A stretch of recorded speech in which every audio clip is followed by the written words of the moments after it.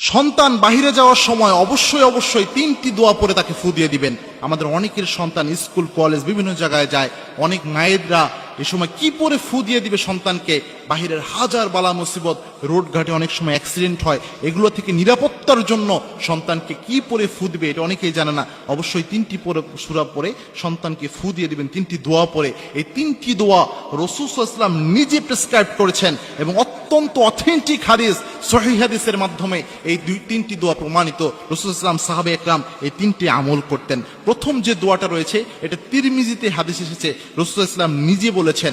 আল্লাহর হাবিব সাল্লাল্লাহু আলাইহি ওয়াসাল্লাম বলছেন, যখন তোমাদের কেউ ঘর থেকে বের হয় তখন যেন ওই ব্যক্তি পড়ে বিসমিল্লাহি তাওয়াক্কালতু আলাল্লাহ ওয়ালা হাওলা ওয়ালা কুওয়াতা ইল্লা বিল্লাহ। এই দোয়া পড়ে যেন নিজের মধ্যে ফু দেয়। এটা যদি পড়তে পারে ওই ব্যক্তিকে আল্লাহ নিজে হেফাজত করে দেয়। সুবহানাল্লাহ। কোন ব্যক্তি যদি ঘর থেকে বের হওয়ার সময় এই দোয়াটা পড়তে পারে, বিসমিল্লাহি তাওয়াক্কালতু আলাল্লাহ ওয়ালা হাওলা ওয়ালা কুওয়াতা ইল্লা বিল্লাহ, এটা পড়ে নিজের শরীরে ফু দিয়ে দিতে পারে, ওই ব্যক্তিকে আল্লাহ রাব্বুল আলামিন নিজ দায়িত্বে হেফাজত করে। নাম্বার 2 হচ্ছে, যেটা খুবই গুরুত্বপূর্ণ বিষয়, সেটা হচ্ছে আয়াতুল কুরসি। গোটা কোরআনে আল্লাহ রাব্বুল আলামিন যত আয়াত দিয়েছেন, এই সব আয়াতের মধ্যে সবচেয়ে প্রেস্টিজিয়াস যে আয়াতটা, সেটার নাম হচ্ছে আয়াতুল কুরসি। আল্লাহর হাবিব সাল্লাল্লাহু আলাইহি ওয়াসাল্লাম নিজে বলেছেন, আয়াতুল কুরসি যদি কোনো ব্যক্তি পাঠ করে, সকালবেলায় কোনো ব্যক্তি আয়াতুল কুরসি পাঠ করলে আল্লাহ রাব্বুল আলামিন ওই ব্যক্তির জন্য স্পেশাল ফেরেশতা নিয়োগ করেন। সারাদিন ওই ব্যক্তির পাহারাদার হিসেবে ওই ফেরেশতাকে আল্লাহ নিযুক্ত করে দেয়। সুবহানাল্লাহ। অর্থাৎ ওই ফেরেশতা ওই ব্যক্তির প্রোটেকশনের দায়িত্ব আল্লাহ রাব্বুল আলামিনের পক্ষ থেকে নিয়ে নেয়। সুতরাং আয়াতুল কুরসি খুবই গুরুত্বপূর্ণ বিষয়, এবং একজন মুমিন হিসেবে, অ্যাজ এ মুমিন, অ্যাজ এ মুসলিম, আয়াতুল কুরসি সবচেয়ে বড় অস্ত্রের মধ্যে একটি অস্ত্র আয়াতুল কুরসি। এটা সবার জানা উচিত। 2 নম্বরে যেটা পড়বেন সেটা হচ্ছে আয়াতুল কুরসি। নাম্বার 3 যে দোয়াটা পড়বেন, এটা আবু দাউদ শরীফে হাদিস এসেছে, 3 বার সকালে পড়তে হবে, 3 বার সন্ধ্যায় পড়তে হবে। রাসূল সাল্লাল্লাহু আলাইহি ওয়াসাল্লাম নিজে নিজের শরীরে এটা পরে ফু দিতেন।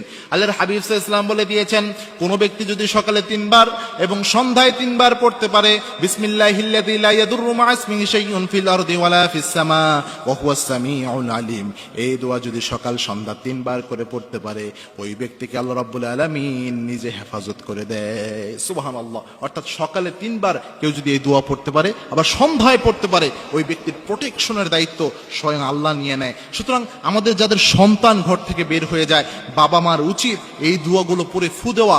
আর মনে রাখবেন, সন্তানের জন্য পৃথিবীতে সবচেয়ে কবুল হয় যে ফু, তা সেটা হচ্ছে বাবা মায়ের ফু। কোনো মা যদি তার সন্তানের জন্য ফু দেয়, এই ফু সরাসরি আরশে আজিমে গিয়ে পৌঁছে যায়। সুতরাং বিশ্বনবী সাল্লাল্লাহু আলাইহি ওয়াসাল্লাম নিজেও বলেছেন, 3 ব্যক্তির দোয়া আল্লাহ রাব্বুল আলামিন কখনো ফিরিয়ে দেন না। তার মধ্যে এক ব্যক্তি হচ্ছে সন্তানের জন্য কোনো মা বাবা যদি দোয়া করে, আল্লাহ রাব্বুল আলামিন সেই দোয়া ফিরিয়ে দেয় না। সুতরাং আমাদের মায়েদের উচিত, সন্তানকে যখনই ঘর থেকে বের করা হয়, অর্থাৎ বিভিন্ন প্রতিষ্ঠানে বের করার জন্য অথবা খেলার জন্য যখন সন্তান ঘর থেকে বের হয়ে যাচ্ছে, এই হাজার বালা মুসিবত থেকে সন্তানকে হেফাজতের জন্য এই 3টি দোয়া পরে ফু দেওয়া। এই 3টি দোয়া আপনারা চাইলে হিসনুল মুসলিম একটি অ্যাপ রয়েছে বা এক বই রয়েছে, এখানে আপনারা পেয়ে যাবেন। এই 3টি দোয়া পরে যদি সন্তানকে ফু দিতে পারেন, ইনশাআল্লাহ যাবতীয় বালা এবং মুসিবত থেকে স্বয়ং আল্লাহ রাব্বুল আলামিন তাকে হেফাজত করবেন।